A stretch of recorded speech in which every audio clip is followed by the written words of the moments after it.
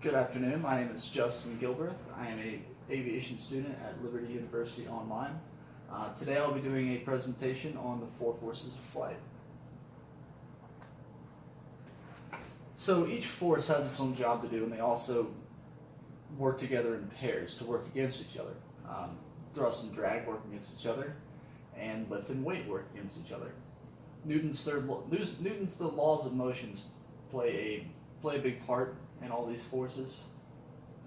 Whenever the forces are equal, you have straight and level flight. When they are not, the airplane will move in the direction of the greater net force. Lift. So lift is responsible for countering the weight, which weight being different from mass is the acceleration due to gravity. And that is a downward force. Lift has two major factors that go into it. Newton's third law of motion and Bernoulli's principle.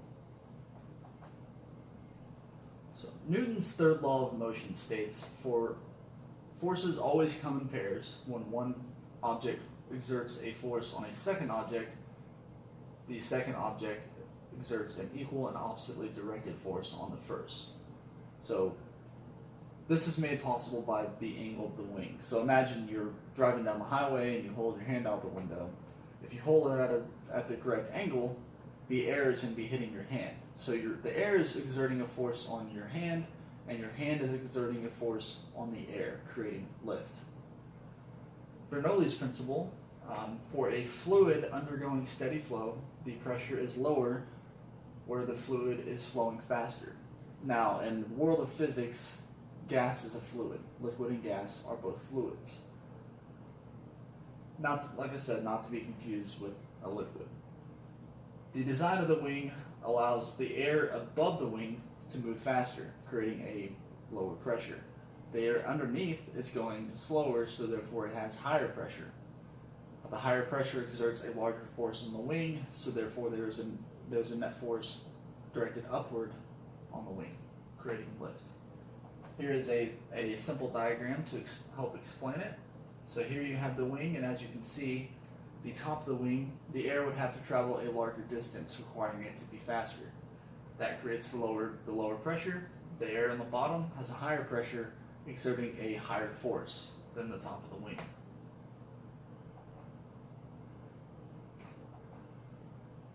Okay, so here we have thrust.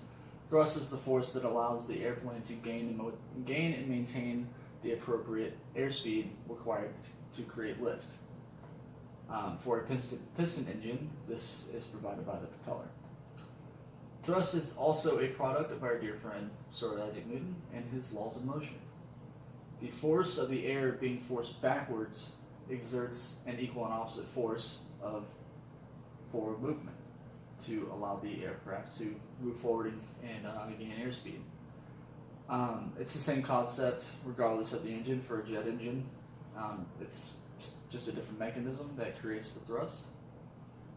The forward force then causes, again, the airplane to move forward. Thrust is also required to counter the effect of drag. So there are two main types of drag involved in flight. Induced drag, which is created by the production of lift. As the lift increases, so does the induced drag. This drag can be useful, however, as for example, when you deploy flaps, you're increasing your lift and increasing your drag. That way you can slow down for the approach speed. The other is parasite drag, and it's called parasite because it does not assist you in flight whatsoever. So there are different types of parasite drag, and we'll go into those. So form drag is the effect of the air actually striking the front of the aircraft, air resistance, so to speak. Like this would increase with speed. Also, that's why more sleek designs of airplanes are sought after, because the greater the area that the air is impacting, the greater the force, therefore the greater drag. Skin friction drag is the drag created by the friction of the air moving along the aircraft. Friction is present anytime two objects come in contact, even air. So anytime that there is friction, it's creating a force which will create drag. Interference drag is when the airflow around the fuselage must occupy the same space as the airflow around the wings. They compete with each other by speeding up and increasing the form drag. For an airplane to accelerate, the thrust force must be greater than the total drag force, which that would be a combination of parasite drag and induced drag to get total drag. If the thrust is less than the drag, the airplane decelerates. It's a balance between forces. That's really what it comes down to. If they are equal, the speed is constant. Okay, so here we have weight. Weight is very simple, and it's there's a common misconception between weight and mass. Really, what weight is the force of gravity. The force is directed downwards towards the Earth at 9.8 meters per second squared.